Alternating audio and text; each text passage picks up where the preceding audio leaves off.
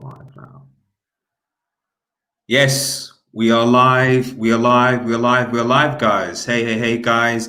It is Old Man G here, back again. Really back again, because we're going to the. Oops, sorry, that's me. Sorry about that. This always happens.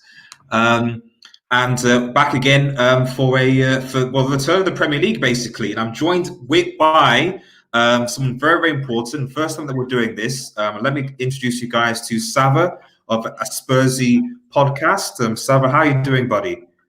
I'm good, man. I'm good. I'm fresh from my own podcast last night, and I'm happy to be on yours tonight. So let's do this. So first of all, I could just really, really appreciate you. We appreciate you coming on to the show. Hopefully, we can speak a lot. Hopefully, with a lot of people watching, and I think just before we sort of get into it, just tell us a bit about like what you do, what the Spursy Podcast is about. Yeah, so I started a Spursy Podcast back in November. I just got really bored of seeing podcasts which were so biased towards my own club. So there wasn't really any debate. It was just all, oh my God, isn't he the best player in the world? And isn't he the best defender?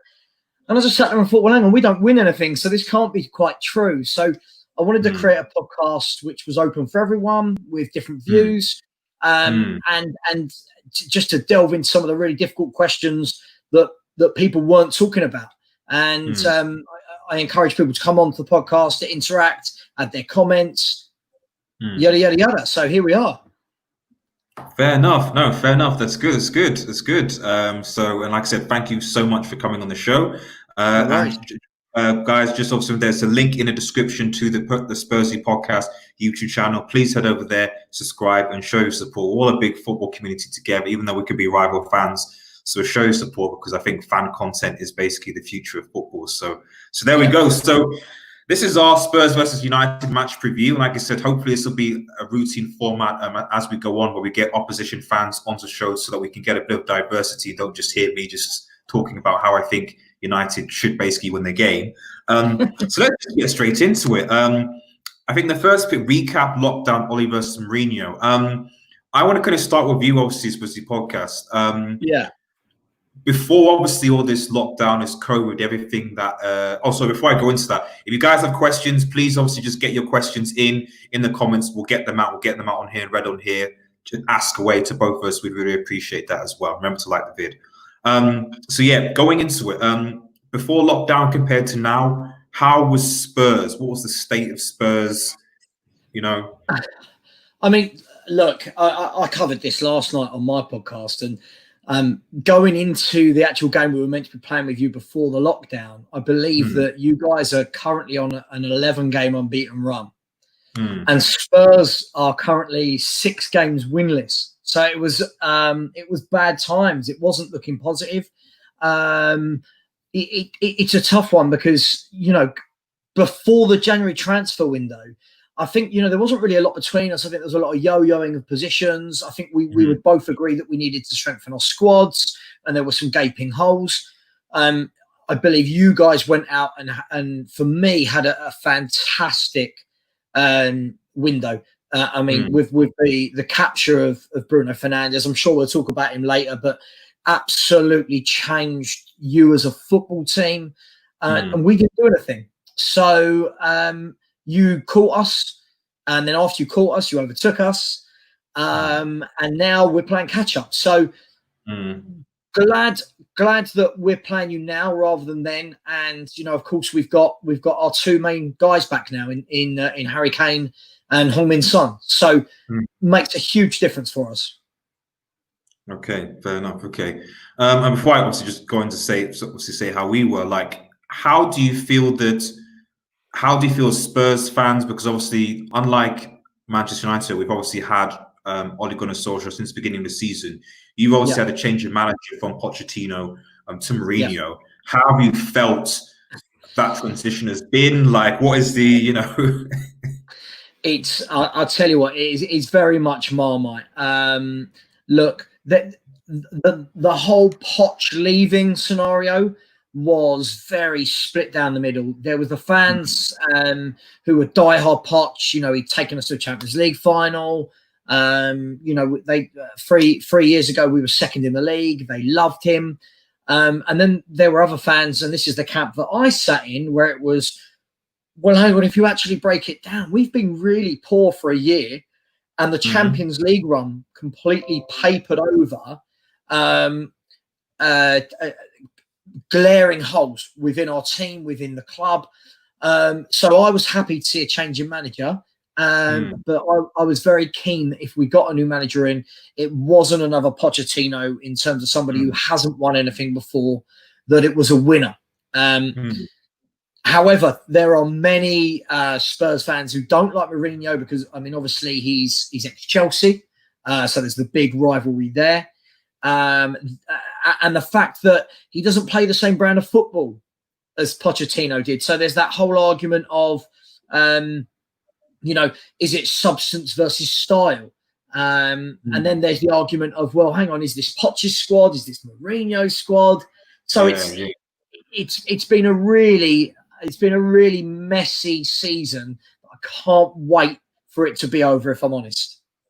Okay, fine. Okay, fair enough. I mean, obviously, you're right in sort of saying that as a Manchester United fan, like going like before into lockdown, like, you know, we want to buzz, and I think that I think what people came from the purchase of Bruno Fernandes, and to a lesser extent Igalo as well. So they came into areas where we need to strengthen because we were injury raven. And to be honest, if Bruno and to a lesser extent Igalo had not come into the squad, I think we would be in Spurs' position. If anything, I think we'd probably be even below Spurs. Those two players kind of gave us a bit of momentum just before the break. We obviously won an 11-game unbeaten run. We just got through to the next round of the Europa League, which was good, you know, so just convincing wins against Club Brugge and against Lask. And only 3 points behind Chelsea as well. Chelsea dropping points as well. So there was a lot of momentum going in to before the break, and of course the COVID situation happened. Ole Gunnar Solskjaer in that respect has been quite a lucky coach in that respect, because he probably could have been sacked. I'm not going to lie. Like had the results continued, especially losing against the teams like, you know, Crystal Palace at home, you know, losing to Bournemouth, etc., there's a very good chance he would have been sacked. You know, I think, to be honest, and I say this going back to the first Tottenham game we played, I actually think that we were in the process of potentially sacking him just before we played you first, because I think in that week we were going to play you and we were going to play Pep Guardiola, and somehow he beat Jose and Pep Guardiola in the same week. And so everyone was like, you know, 17 people watching, guys, keep your questions in, and please like the vid, appreciate it. So yeah, it's been a strange season. It's still been one of our worst seasons. Going into this game, I think it was lockdown. You know, we do have a stronger team.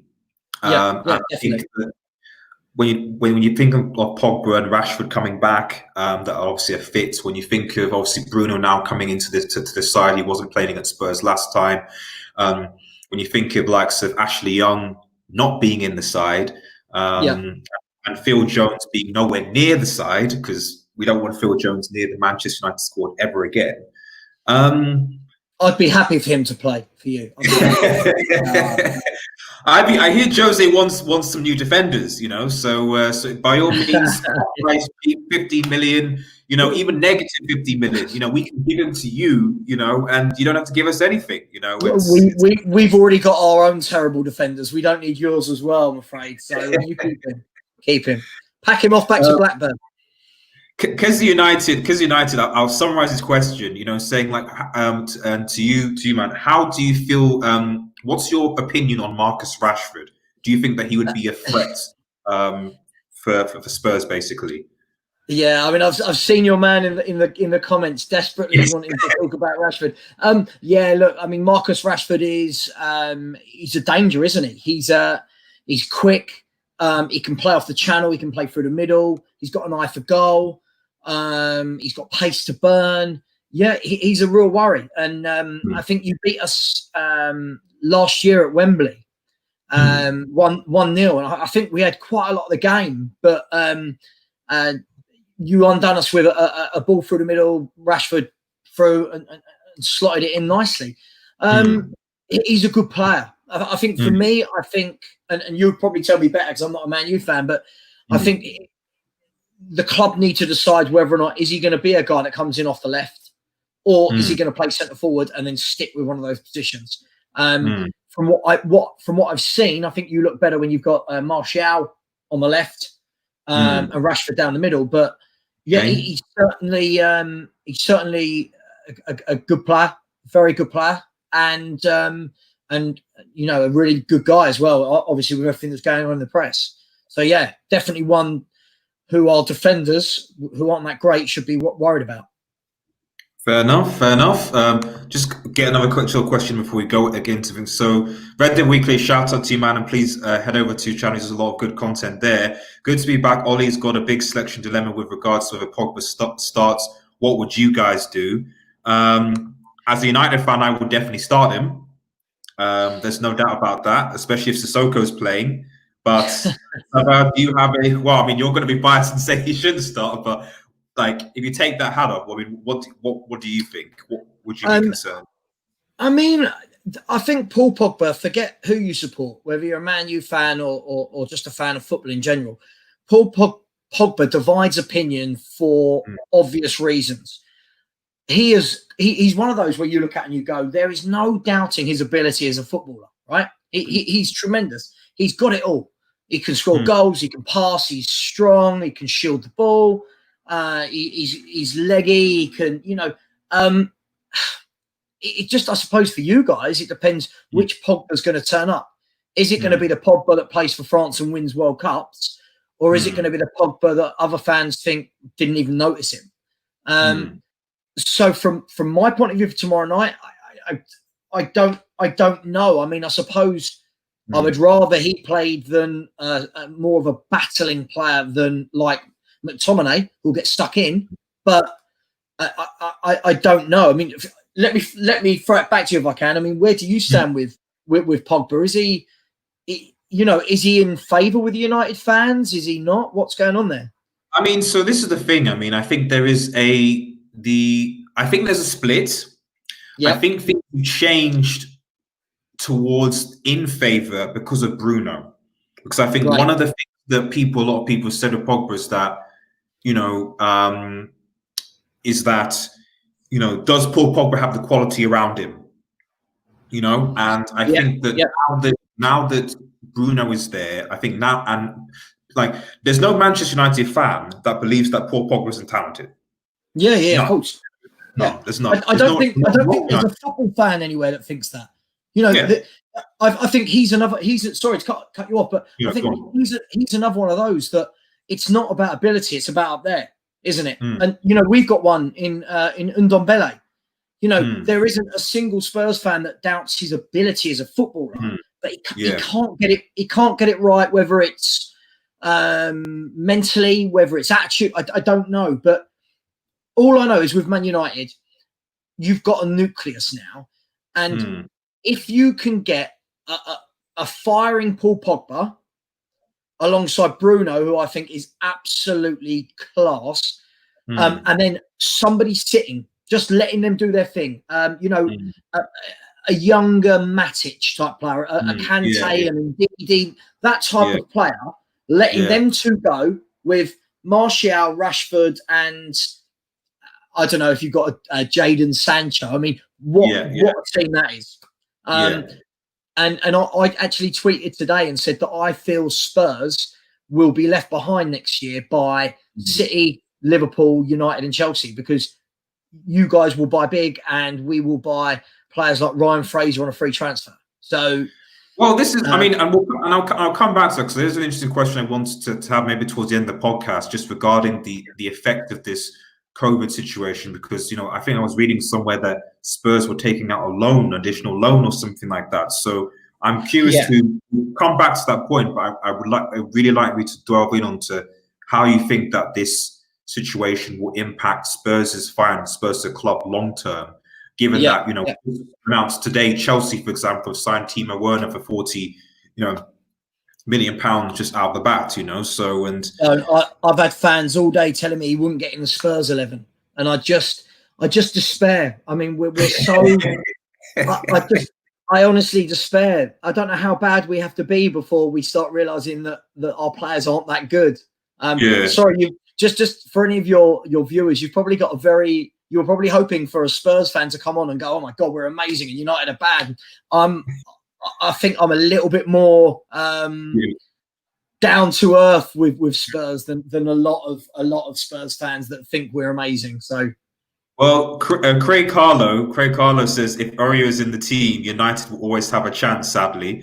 So I think that's... Mate, this is the worry. If we go back to... Ross, I actually worked with Ross.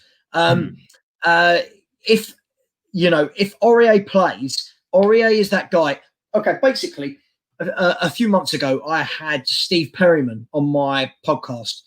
Steve Perryman, over 800 games for Spurs, our most decorated player, right? Absolute gentleman. And he turned around and he said to me, every club has that player that has a brain fart in them. That player that if you target them enough, they're going to do something to mess up, right? You guys, Aurier is your one. If Aurier plays, Rashford will tear him to pieces. I can honestly, I see what Ross is saying, and I worry. I do worry. Yeah, there's a lot of obviously United fans in that. I think from what I gather in the comments, they're quite confident. So shout out because we're streaming on Facebook as well. So a lot of people watching on Facebook as well. So shout out to you guys watching on Facebook, international guys. Red Devils, we're ready to whoop their ass. Go Manchester United. So well, shout out to everyone that is watching on Facebook as well. So I think there's just as many on Facebook watching as YouTube, so which is interesting. So, but let's go into it. Let's go into what within the starting 11 is. So I'm going to just quickly get what Saba thinks the Spurs starting 11 is going to be, and I'll just remove that so you can see it. Can I just say that? But when you asked me for this earlier, I think there's been some breaking news out of Spurs since. Oh, right, okay. So I don't think Lo Celso is going to be fit. He's got a fitness test in the morning apparently. So that really does change our team drastically because he's probably the one guy in the middle that makes it tick. Okay. So who would you say would come in for Lo Celso? I mean, look. It depends what we want to do. If we want to go ultra defensive, I think he'll play Sissoko and Dyer together and let Ndombele go forward. We've got the option to put Harry Winks in there, who's not as defensive, but a bit more neat and tidy on the ball, offers a bit more of a passing range. And then we've got this unknown quantity of Gedson Fernandes. When you bought the real Bruno Fernandes, we bought the fake Gedson Fernandes. I was absolutely gutted if you can't tell that you lot got Bruno. So from what I remember, I think even Bruno Fernandes confirmed it. He said that Pochettino was interested in getting Bruno. Didn't seem to. Well, I think maybe because they sacked. I don't know, but who knows? But I mean, listen, I'm just guessing that's going to be the team. He's confirmed this afternoon in his press conference that Kane's playing, Sissoko's playing, and that Son's playing. It will either be Bergwijn or I should think Lucas Moura on the wing. I mean, you might see Skip in there. I don't know. I mean, in terms of the defence, I think he'll probably go with Sanchez, but I wouldn't. And the rest kind of picks itself because we've got a really poor squad at the moment. Fair enough. That's interesting.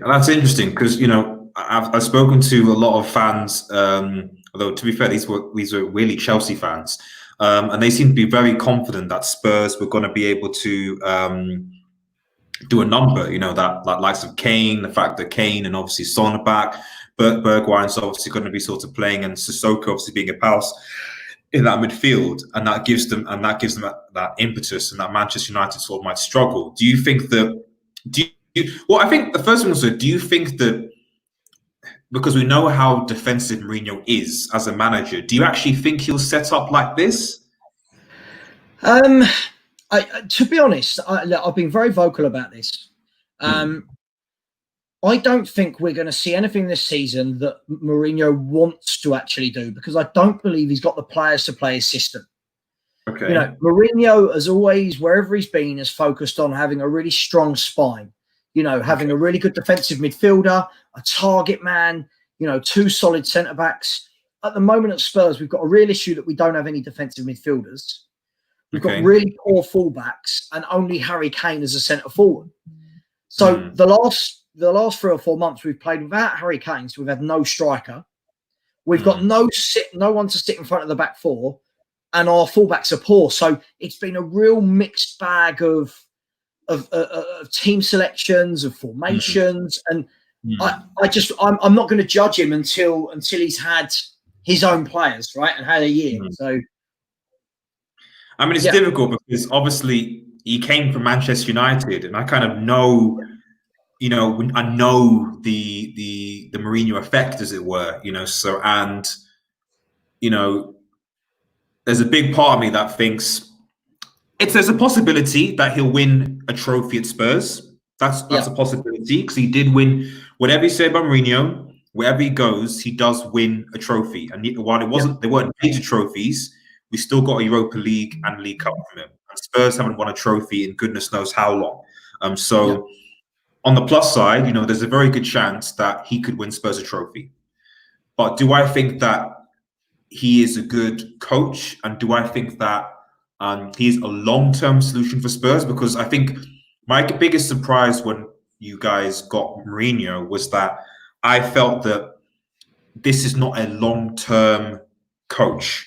You know, you've sacked someone who is a builder to bring in someone who is, in effect, a destroyer. And I don't mean that in a negative way, but I mean that in a way that, destroying in a sense of he'll break the team down so that they can actually, you know, as in keep them focused, to actually be able to win stuff. But it's just not a long-term. If what I'm saying makes sense. I mean, look, the difficult thing is Mourinho this time is saying, look, he's here for the long term. Okay. Now, obviously, previous tells us that that's not the case. But it doesn't seem like the normal Mourinho. It seems like a more laid-back Mourinho, a more focused Mourinho. The difficulty will be, as I said, it's great having a Poch. It's great having a builder. But at what point as a club do you turn around and go, well, hang on, we're sick of building and we need to win something? Yeah. But at the same time, unless you give Mourinho the tools he needs, how can you win something? Yeah. So it's real catch-22 at the moment. And I do feel for Mourinho because I think he's taken over a bigger job than he expected. Yeah. I think he's gone into training when he's taken over Spurs and looked at it and gone, Jesus, there are a lot of issues here. And, you know, he's been very vocal. You know, we've got one striker. Which club has one striker, right? You don't do it.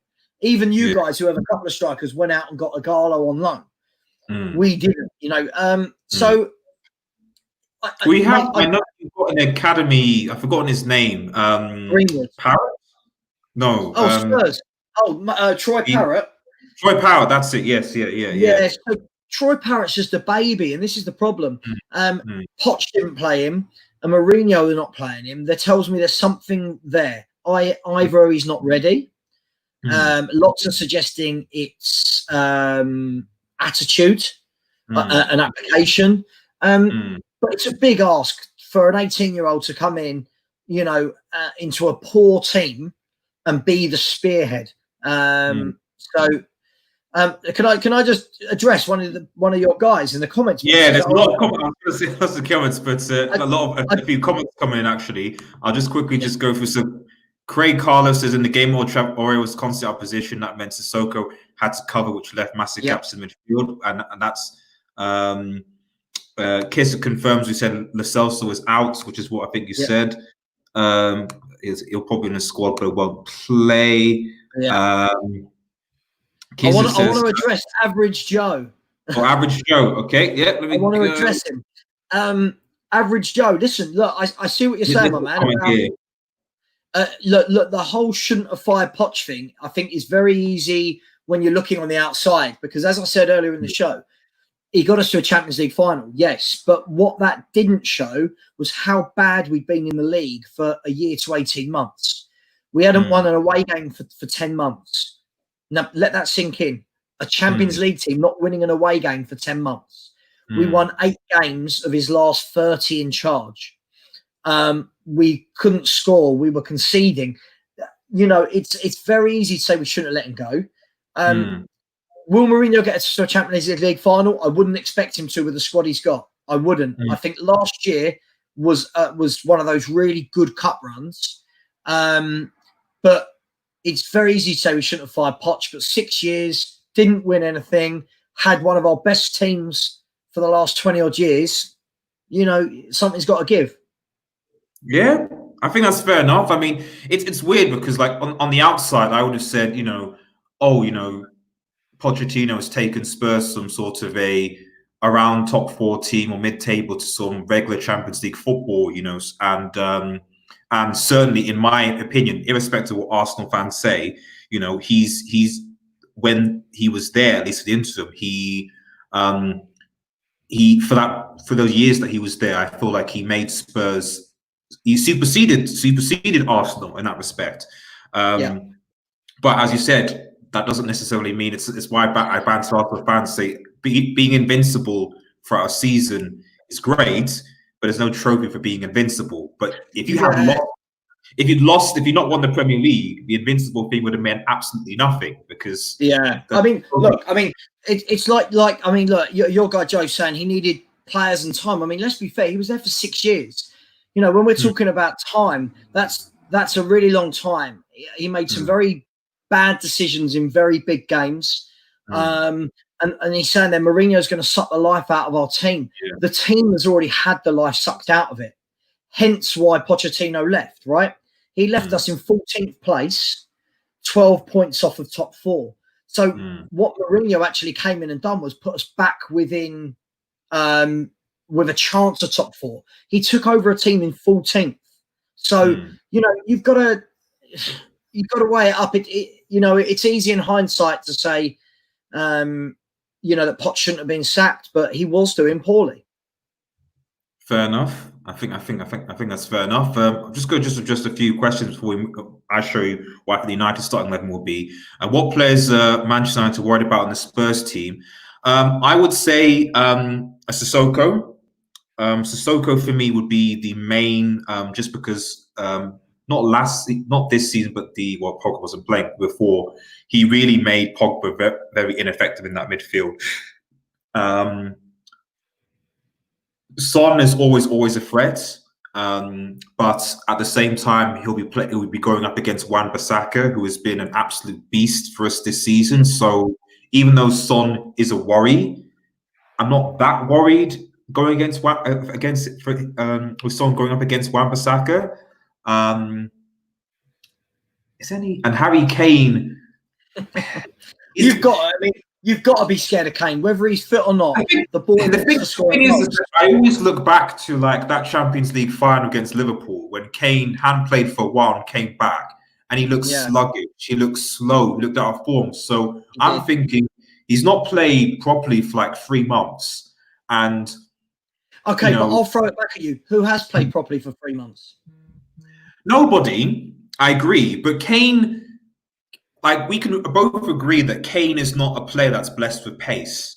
No, certainly he's not. He can finish really well, he can, but pace, not so much. Yeah. So, I think, look, the thing with Harry Kane is, you know, the boy is capable of scoring from nothing. He doesn't need many chances. He's the best, one of the best finishers in the Premier League, if not the world. Agree. The big thing is going to be, how fit is he? He hasn't played since January the 1st. So you look and you say, how fit is he? How much does he want to stretch those legs? Because Kane's game is very much, he chases defenders down. He'll run out to the touchlines. Does he want to risk his leg? Does he want to risk the injury? But if we create chances, he will put them away. No, I agree. And you know, I don't think I certainly think it'd be ridiculous for Ole Gunnar Solskjaer to completely underestimate the effect of Harry Kane at all. And I'm just curious to see. It's all about setup, I guess, because I know that the likes of even pre-injury, that the likes of Rashford, Martial, and even Daniel James are so, especially Daniel James, in particular, he's actually the least skillful, I would argue, out of all three of them, but he's the fastest. So he will run, he'll be doing it. So, and they're also quite young. So I mean, they're not, you know what I mean? You've got those three things coming at you. Absolutely. Look, it is what it is. I mean, look, I'm seeing, let's be really honest here, right? I'm seeing a couple of your guys in the side saying Kane's not better than Rashford.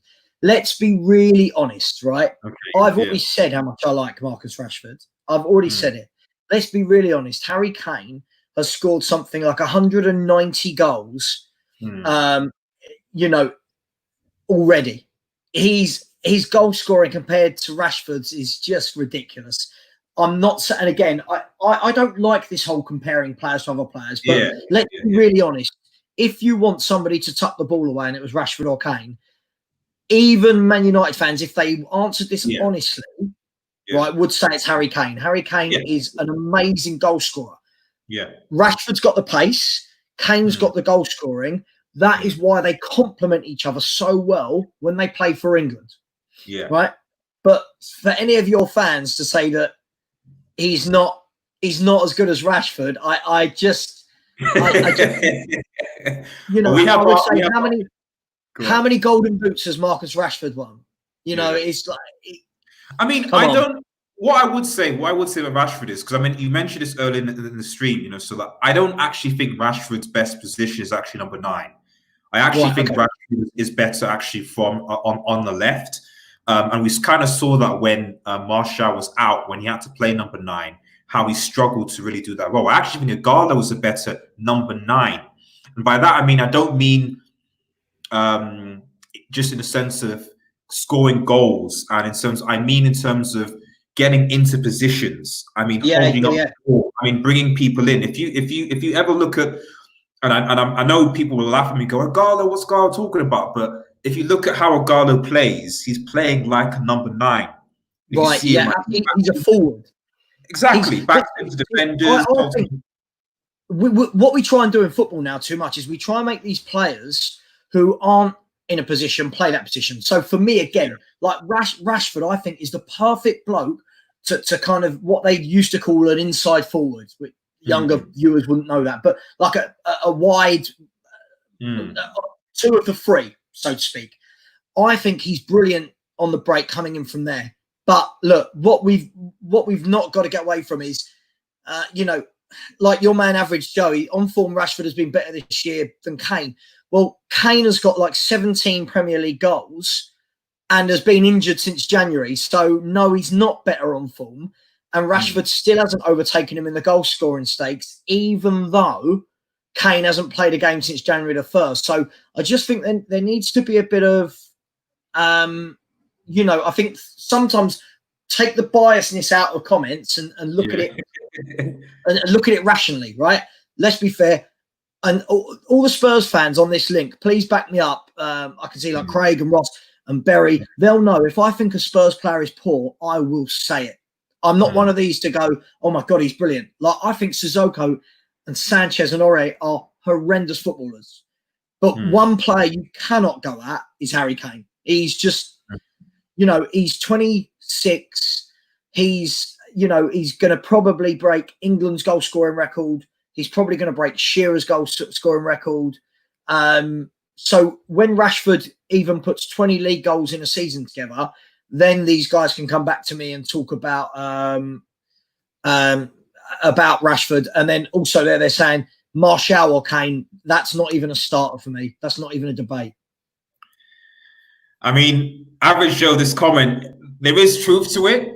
I'm not going to lie. There is a bit of truth at Old Trafford, So when I actually went back to look at the formation that we played against the guys, and we played like our front 4, we had obviously Rashford was number 9, but then I think we had Greenwood, Daniel James, and Lingard And I looked at him like, how did we win that game?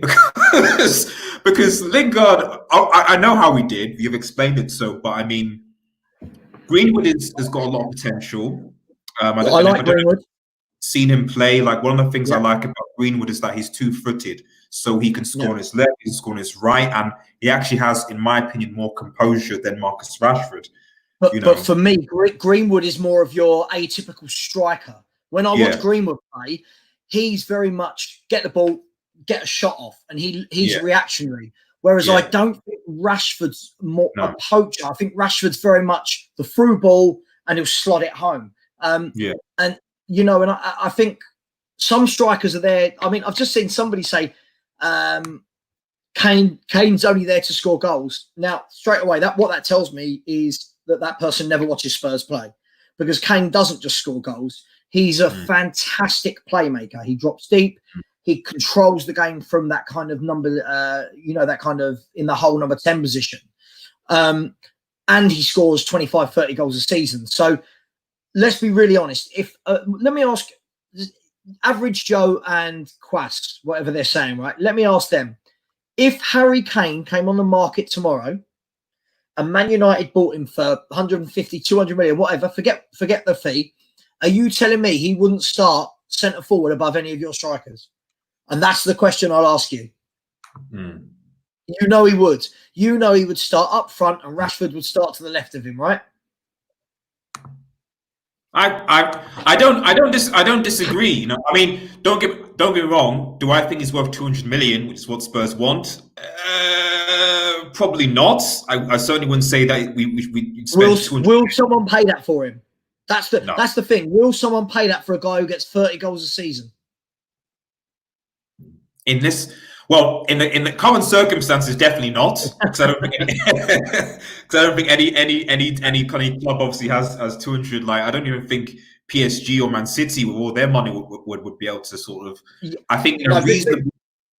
You see what I'm saying? Even if you got it, forget the fee. If Harry Kane turned around now and said, "I want to leave," and Man United bought him, you're all these fans in the comments talking about him not being this, that, the other, the GOAT. I don't even know what that means. But, you would have Harry Kane up front. He'd score 30, 35 a year for you. And you guys would be saying he's the best striker in world football.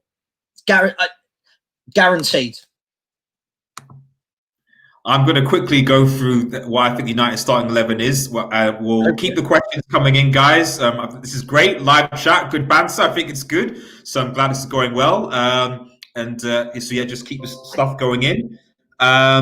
So this is what I think this is how I think United will line up, or should line up anyway. Similar to you guys with 4-3-3, although Solskjaer, it might be a 4-2-3-1, but I think these players are going to be the at least I think this is what Solskjaer's going to go with. So obviously De Gea in goal, Shaw probably at left back. Although Williams, I think it would depend on fitness. Maguire and Lindelof, because Phil Jones and Twansibi, I think, are injured. What about Eric Bailly? So I would.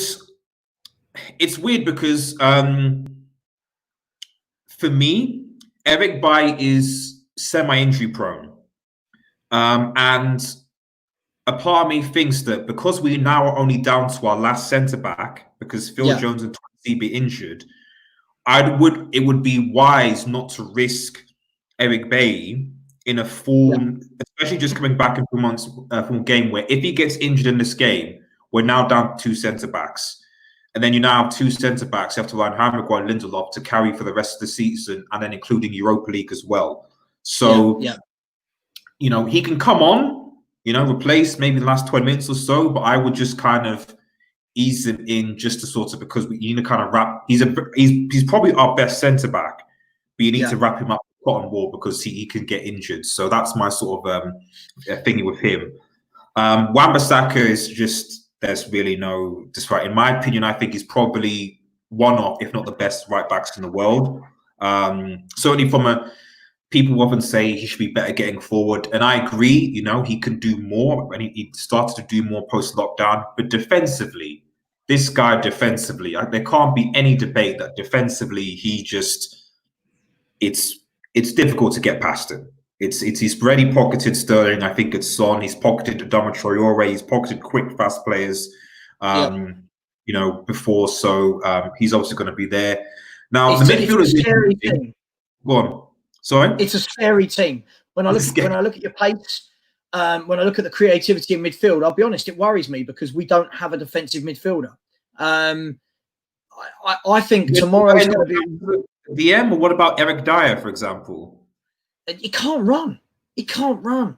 I mean, look, intelligent players like Pogba and Fernandes will just move into pockets of space where Dyer can't get to quick enough. And that's the difference between having a top player and a decent player with Eric Dyer. You've got everything there. He was DM material, really. That's why I originally thought you guys bought him. Who's that? Ndombele, sorry. Ndombele. No, Ndombele's more your box-to-box midfielder. He's more one to pick it up. He'll want to run forward with a ball, make something happen. I think he can play there, but I don't think that's utilising his skill set as such. Fine. So obviously we this position, our DM position, because we have a DM, but it's Matic, and Matic is slow, is static, and he was static even before. The only thing is that he's a relatively calming influence. So you kind of it's got to be him, basically. See, the difference I see between him and Eric Dyer is, neither of them are quick, but I think Matic is a better footballer. He's more intelligent on the ball. He's calm on the ball. Eric Dyer has atrocious passing. He's just not. He's not what he was a few years back. I would take Matic in that hole, but I think if you were being ultra critical of your team, that would be an area you would probably look to buy. As we said earlier, maybe maybe Thomas Partey, Ndidi, that someone of that ilk. Exactly. Oh yeah, if we had an Ndidi or Partey team, I wouldn't be worried about this game at all. Like I would not be like that area. That DM is like the only area of the field, that I'm concerned about. Just because, I mean, a part of me thinks, like I said, that possibly McTominay can come into that role. I don't think McTominay is a true defensive midfielder. He's more like Fred. Him and Fred are kind of the same. They kind of like to go forward. They like to score goals. But McTominay They've both done well, though. Sorry? They've both done well, because, I mean, there was a time where lots of people were saying about Fred and, what a waste of money. And whenever I've seen him this season, look, I'm not saying he's a standout, but he does a job and he does it effectively. And I think sometimes in football, those players are overlooked, and especially in centre mid, I think Fred just does enough. He does a job, but you've got options, and that's what we haven't got. Outside of obviously DM, obviously the Pogba and Fernandes thing. I mean, I think there's been a debate raging on about should Fred come in, should McTominay come in. I think if we'd played this game before lockdown, I would have definitely said, even if Pogba was available, that he would start on the bench and that Fred should come into this team, without a shadow of a doubt. And I still think if I see Fred in this team, I'm going to be like, that's fine, that's okay. I've got no, because the link between him and, because they're both they both speak Portuguese, because obviously Fred's Brazilian and Fernandes is Portuguese, so that you can even see when we watch them play that they speak to each other. They're on the same wavelength in terms of, and you should never underestimate the impact that language has on settling players in, getting into the team, etc. But on pure skill and pure talent, and the fact that I feel like Pogba. Because the thing is, that when Sanchez was at this club, what tended to happen was that when Sanchez played on the left, him and Pogba kind of got on each other's way, and it basically led to both players not performing well, but it more so affected Pogba's game. I feel like with Bruno in this case, I feel like Solskjaer will probably say to Pogba, you can come and play a bit deeper, okay, carry the ball, so just let Matic just protect the back two, back four, etc. Don't give him responsibility, and then let Pogba carry the ball Yeah. Because he could, like Sissoko, could drive forward. It's very difficult to get it on or, create the space and then obviously lay it off to Bruno to do his thing. That's kind of how I see the transition going, and then, they could both kind of alternate as they see fit. Then obviously on the front three, you obviously have Rashford, who I think will be on the left, Martial through the middle, and then probably Daniel James, but possibly, I don't think it's going to be Lingard. If it is, question mark. He's a dreadful footballer. He's another one that cares more about his image and Instagram and everything than being a footballer. But that's just my opinion. Well, there was, for some time, like I remember the Arsenal brace that he had and like he just used to score against Arsenal fun, which was great, But over last year, he's not really done much. And so I honestly don't really know. I really honestly don't really know. And the only reason why I think he potentially plays there is just because it's evident that we don't have that many right wing options in the squad. Look, Daniel James, I think was a good signing. He's quick. I think he's another young winger. When he learns better distribution and learns when to make the run and when to make the pass, he'll be very good. But he's got pace to burn. Also, I'm just highlighting some of these fans. There's a lot of conversation and comments between United and Spurs fans. It's good. I think I said Martial up front. Yeah, so that's my starting 11. So I'll just quickly bring that down. Okay, and then so just as we get into the latter part of this, so strengths and weaknesses. So we've kind of touched on it a bit briefly, but I kind of just want to ask you kind of like, what do you think are the main, we'll start with the strengths. What do you think are the main strengths you feel Spurs have going into this game? And then maybe touch on about what you're concerned about. Our strengths are the front three, without a shadow of a doubt. Now Kane and Son are back there. There are two. Take them out this team. I've said it for a long time. The Spurs fans, even in this thread, will tell you, very average football club without Kane and Son.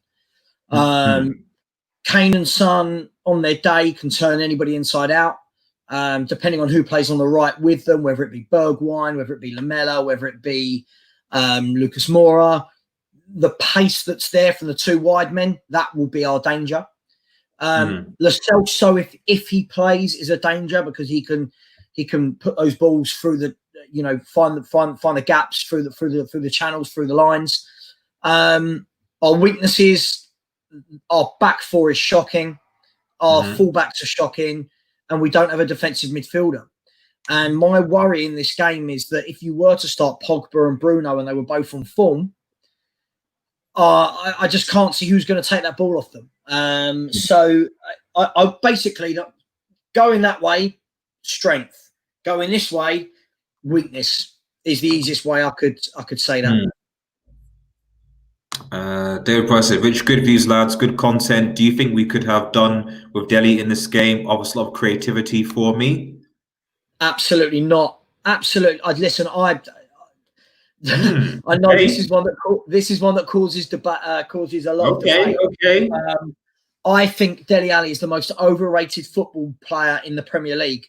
He, for me, a typical young English player, bursts onto the scene, has a couple of good years, gets some good stats. Everyone raves about him, and then he cares more about modelling, more about playing Fortnite, more about Instagram and Twitter. Takes his eye off the ball. Hasn't looked anywhere near the player he was 2-3 years ago, and only plays for me because he hasn't got any competition in our squad. So for me, I think that Dele Alli is sometimes it's like playing with 10 men with Dele.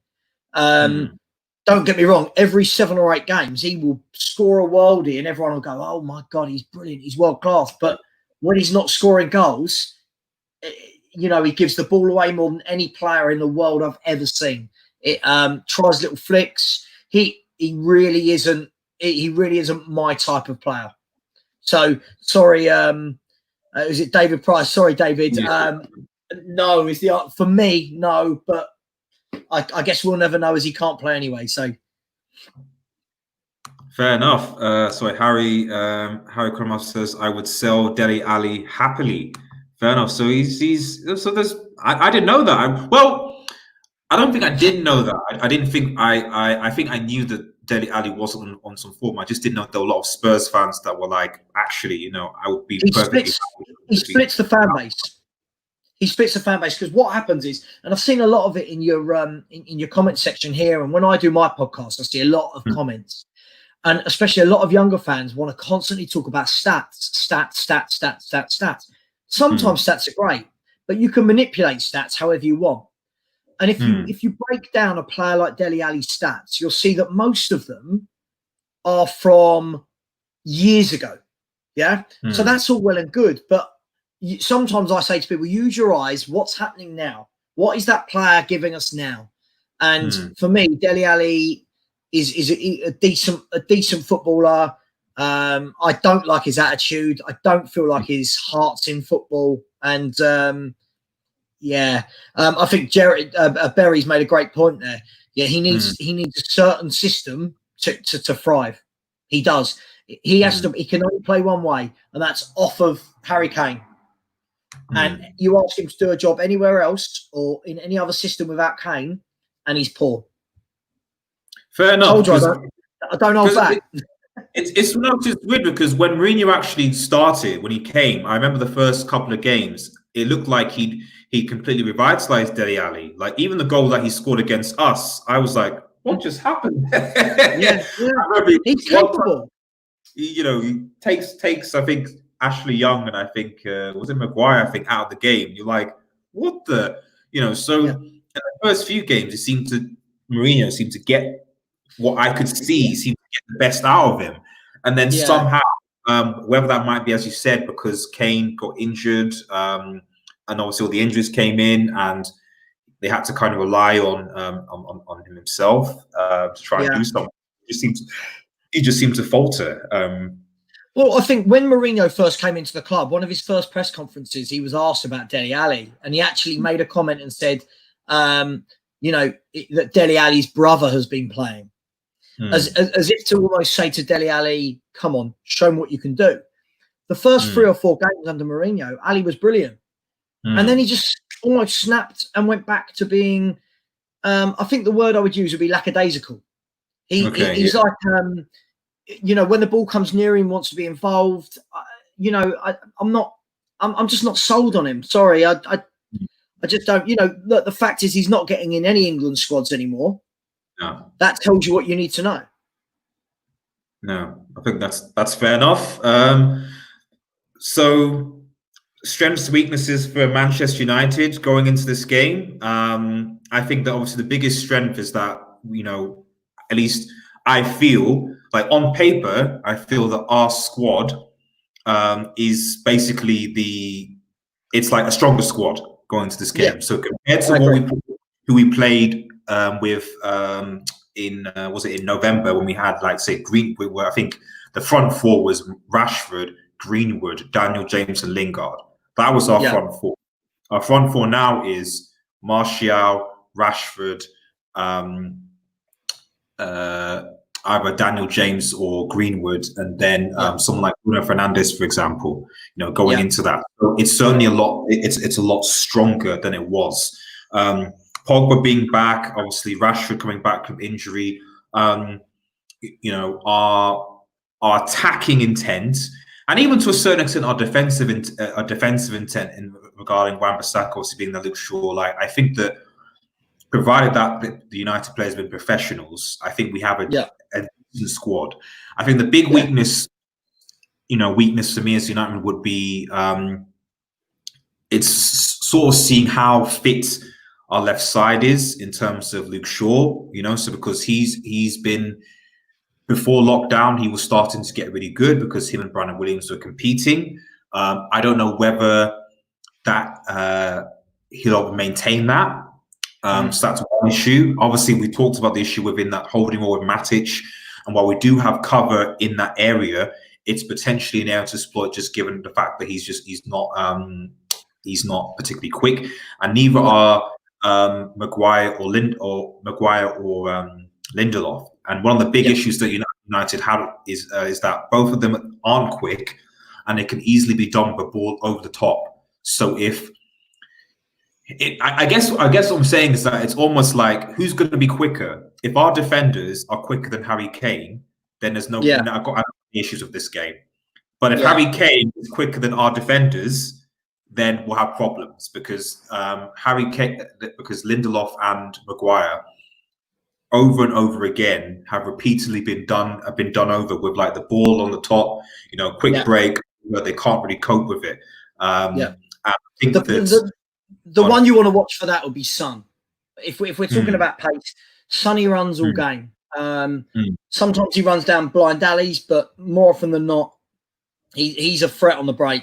And Bergwijn or Mora will offer that pace as well. So I actually think it's going to be a good game. And I know you haven't asked me for my score. I'll wait till you ask me. But we're going to go into that in a second. Yeah, I think it's going to be a close game. But let's be fair. We're all sitting here. Everyone, me and you, are sitting here picking it to bits. These guys are picking it to bits. No one knows. No one's played football for 3 months. No one. I mean, from my point of view, Sheffield United were playing great football before the window.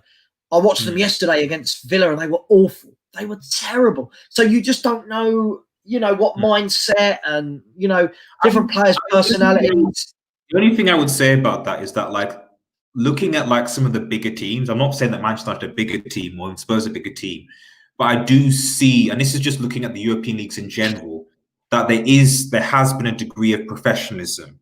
So when you look at Bayern, I mean, I know it's the Bundesliga, but there's still that professionalism there. You still see Lewandowski, like, the guy's still good. He's got the talent. Yeah, of course. Barcelona, the same thing. So Messi looked like he hadn't been on holiday. Like, when I saw him play, that's Lionel Messi. Lionel Messi never looks like he's had a tough game in his life, does he? But even City yesterday, and I get that David Luiz helped, but again, like, Kevin De Bruyne, the way that they were to play, like, I just feel that what I've noticed is that, yes, players may not be sharp, but the players that have skill, it's like the skill, the technique, that's not gone.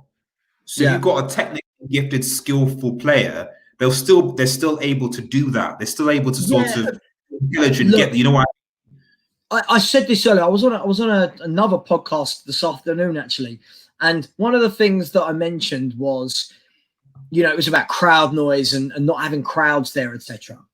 And the key thing for me is, without the crowds, there's no home advantage, right? So for me, what you're going to see, instead of that 12th man, instead of the fans roaring people home, games now are going to be won on ability. This is where you're going to see, right, who are the best footballers? Because you're going to have no crowd when you go 1-0 down to galvanise you, are you? There's going to be no pressure. For example, when a player gets the ball 30 yards out and fans are screaming to shoot, and the player does, there'll be none of that. The professional ones will do the right thing at the right time. So I think it's going to be about ability, who wins not just tomorrow, but all the games now. And I saw a stat today. I want to say something like 11 out of 50 games or something like that? Someone will correct me. In the Bundesliga, have been won by home teams. Like, I think it's staggering how many teams at home are struggling because they've not got that advantage anymore. Well, that doesn't bode well for Spurs, does it? We're struggling at the new stadium anyway. So, if it was the old White Hart Lane, that was a fortress the last couple of years. At the new ground, it's not. We're not settled. We're not settled there. So yeah. Just David Price has said that. Can we all agree that Arsenal are cash? And I just want to agree. I think we all agree on that. They are. This is as weak as I've ever seen them. This squad is poor, but we won't get into Arsenal. Sorry, I just had to say it. Spurs like their top four ambitions if they had any. So I mean, are they still in the FA Cup? I don't even know. Is the FA Cup still going? I don't even know. Yeah. It's going to be coming back in July, I think. Mate, are they still? We got knocked out, so I don't care about it. I don't care. I think they might have got knocked out. I'm not sure. I mean, basically, like their season is effectively over now. From what I can gather, they're out of the Europa League. They're out of the FA Cup. I think.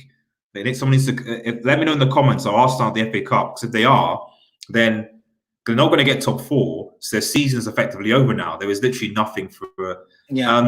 Dave did want to mention before I go into score predictions. What's your view on Greenwood? On you, man. A lot of potential, but needs to be coached. Like to put it another way, if he was under Klopp, the Premier League should be very concerned because this is a player that, and I'm not trying to hype him up to he's going to be like because it's all about coaching, but the thing that I like so much about Greenwood, the two attributes that he seems to have at a young age is that he actually has composure. Like I said, he seems to have a lot better composure than even Marcus Rashford in terms of, okay, I can take a shot or goal now. Like, it won't always go in, but like, sometimes when you see some forwards and they're like, instead of laying the ball off or taking another touch or taking time, they just don't do their own thing. And Rashford is notorious for doing that. Mason Greenwood seems to have that to a T. So that's the first thing for such a young age. And that can just get better. But the second big thing is that he can use 2 feet. Like if you watch his goal against Everton, and I think one of his goals against Newcastle, I think, he hits it cleanly with force, with different feet, with his left, with his right. And I feel like that, if that improves, that's a menace for most defenders because as a defender, part of your job is to try and get the forward to try and go onto his weaker foot, which will then help you and help the keeper. But if that player has no weaker foot, then suddenly you have a problem because then you can't sort of, you know what I mean? They can go either way. So he's got a lot of potential. Is my answer to that question. So, but I think the issue is just about is if he's going to be coached better or not. And that's the thing. And I say it's the one to watch. Do you know what I learned growing up about strikers was there are strikers who are scorers of great goals, and there are strikers who are great goal scorers. And for me, I think if you were going to look at sort of Rashford and Greenwood in that respect, Marcus Rashford isn't a 30-man a season, but he scores great goals. Will Greenwood. Mason Greenwood, who's Will Greenwood's a rugby player, isn't he? Mason Greenwood looks to me like he's going to be a great goal scorer, just a natural instinct to score goals. And there's very few of them around now. There's lots of strikers who get 15, 16 a season, but the great goal scorers, they get 30, and there's the difference. Just a quick before we go on to score. It says Son against. So is Son on Min? Will he play on the left or will he play on the right? It depends who we line up with. I mean, normally he'll come off the left, but he does. He does float about. I mean, to be honest, I'd happily see him up against Luke Shaw. I think he'll murder him for pace and trickery. I'd be more positive seeing him against Shaw than I would against Wan-Bissaka. Yeah. So I think Wan-Bissaka is the complete opposite to maybe like a Trent Alexander-Arnold in terms of, I think Alexander-Arnold is brilliant going forwards, but not as good at the back. Whereas I think when I watch Wan-Bissaka, I think he's very good in the tackle, but not as good going forward yet. He's still young. Let me caveat that. So I would say, depending on which side he plays, I want to see him play against Shaw. Fair enough, Chief. Right. Last part of the segment. We're going on for about an hour now. And thank you guys so much for getting in the comments and getting involved. Really, really appreciate both United fans and Spurs fans for tuning in. It's been really good. We're going to just get into our score predictions. And like I said, if you guys have any specific questions that you want for me or Saba to ask, just get them in as we just begin to wrap things up. So, Zava, how do you see this going down? What is your score prediction? Who do you think is going to score? What are your thoughts? Look, as I said, anything I say now will be a complete guess. Don't know what the teams are going to be. Don't know how fit everyone is. I'm going to go with 2-2. I think there's definitely goals in this game. As far as Spurs are concerned, if Harry Kane's back, I'm going to go over Harry Kane brace. And then Rashford and Bruno Fernandes. There we go. If that comes in, I'll be a millionaire, wouldn't I? If that exact result comes in. I think I would say I'm going to edge on the United win, but I'll probably a modest 2-1. I think that I'd be surprised if we kept the clean sheet. So I think that probably we won't. We definitely won't keep a clean sheet. I can assure you of that. I can assure you of that. And my Spurs friends in the comments box will back me up on that. We don't do clean sheets.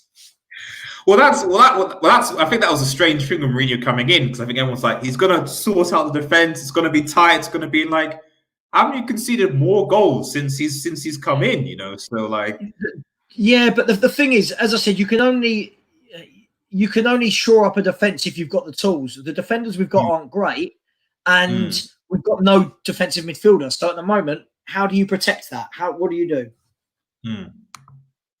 Just give us a comment for me. Good if Green's on the bench, give the lads some game time. Well, I mean, that's the thing. And actually, before I go into my score prediction, I think one of the things obviously that's so different about this circumstance is the fact that there are going to be 5 substitutions. There is going to be 9 players on the bench. So, you know, how does that, you know, affect things? Because if, I don't know, like, for example, like, what is the Spurs bench? Because outside that starting 11, who clearly aren't going to all be able to play after being 3 months off for 90 minutes. We did put our starting lineup there, but how does the Spurs bench look in terms of, are there players there who come on and make a difference? Yeah, I suppose then, I mean, let's just assume the team I said would play. Otherwise, we could do all sorts of permutations. I think then you've got players like Lucas Moura coming off the bench. I think you guys know all about Lucas Moura and what he can do. You've got Eric Lamela, unless he gets injured, getting off the team coach because he's forever injured. Other than that, there's no. Correct me if I'm wrong. There's no goal threat. I mean, even Troy Parrott's out injured. We're very much relying on the guys that start the game, I think. Another Spurs fan. Oh, whoa. What if Spurs fans opted 1-0 to Spurs? Son to score. David Price. 3-2 Jerry Berry. Game for the ages to Spurs. Craig is a bit more realistic, 2-2. So he agrees with you, Slava. Listen, I'd love nothing more. I'd love nothing more than for Spurs to prove me wrong. I just think it's going to be weird. You know, it's not a home game. It's just weird. So 2-2. Average Joe says 3-1 to United. Pogba plays well. 2-1 if Pogba doesn't play well. Do we have any more predictions? Yeah. I mean, I Spurs think fans are worried about Fernandes, not Pogba. Really? Well, Bruno Fernandes, from we wanted him, and he looks brilliant. Pogba, we know, is very much if and when he wants to play. So, yeah. Fair enough. Well, he'll be. I think for me, the thing with Pogba in this sort of situation is that, like, he, you know, and we notice, especially when, like, he has an agenda against him, that he steps it up. And I think the big thing, if Pogba needs any motivation, it'll be the fact that, like, he's playing against Mourinho. And I think, and because him and Mourinho have that negative sort of thing, it's like, why? I don't want to play bad.